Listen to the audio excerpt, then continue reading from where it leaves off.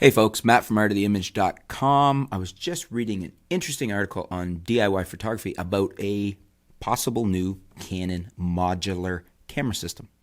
I found this interesting because I know for years there was talk, especially when I was shooting weddings full time, of among pros of how interested they would be in a modular system, whether Nikon or Canon brought out a full modular system.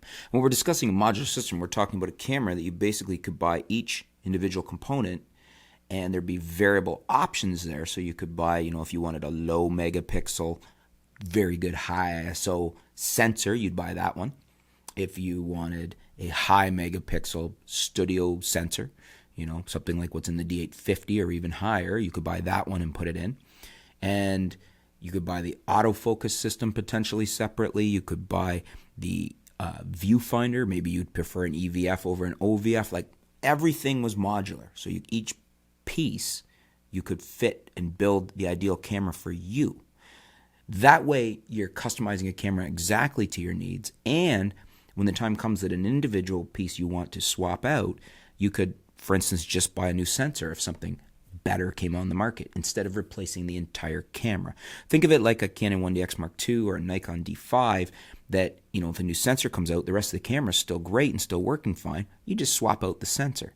Now that right there could be the reason we haven't seen one to date, because that puts a lot of power in the shooter's hands, into you and I, the consumer, instead of having to constantly buy a whole new camera at a much greater expense from Canon or Nikon or any of the other players.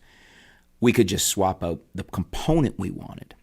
So it's less expensive for us, but likely less money to be made from the manufacturers. However, now there's talk, actually one of the R&D people, I believe it was at Canon. Let me see here. Marcel Hess from Canon Germany. And apparently this was in an interview shot over at Cinema 5D, was discussing this. And it's a tiny camera, 4.4 centimeters square, if I'm reading that right, 2 centimeters thick. It's got an SDI connector, some network connectors, 2 battery packs were shown. Just an interesting concept. So what we're not talking about here is a DSLR system. We're talking about something that's probably aimed at competing with, say, a Sony RX10, maybe even an RX100. And it also might have potential other uses, as I think they made reference to in the article, such as maybe the police would be interested in this type of modular system for perhaps cars, or even a version of it for officers, for chest mounts. It has a lot of potential. Not that was just one example, but I can think of, could be home security systems, more advanced ones. Like, I think the possibilities here could be quite wide for a system like this. If you took something like a 1-inch sensor, like what is in the RX100 or the Panasonic LX10, these are performing very well.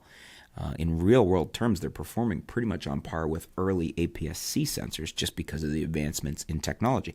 So you could have a very capable camera system, modular, small and light, with lots of options for what you could do with it. You could use multiple cameras for a shoot, for a video setup. It seems like a lot of possibility here, and I think it's kind of exciting. And as I said, in the pro world, people have been wanting and talking about one of these for a long time, albeit in a DSLR system. But I think this would be interesting with a 1-inch sensor. What do you guys think? Is there interest? Are you interested in this type of camera, a modular system? Would it, with a 1-inch sensor, satisfy you? What would it need to have? I'm assuming it would have 4K. From Canon, you never know. If Nikon brings it out, it'll have 4K. If Sony does, it would have 4K. But this is a Canon development going on. I'm just curious to hear your feedback. Would you buy something like this? Is there a market for it? What would it need to have? Let me know in the comments below. Thanks for tuning in. Stay tuned. We'll be back soon here at artoftheimage.com.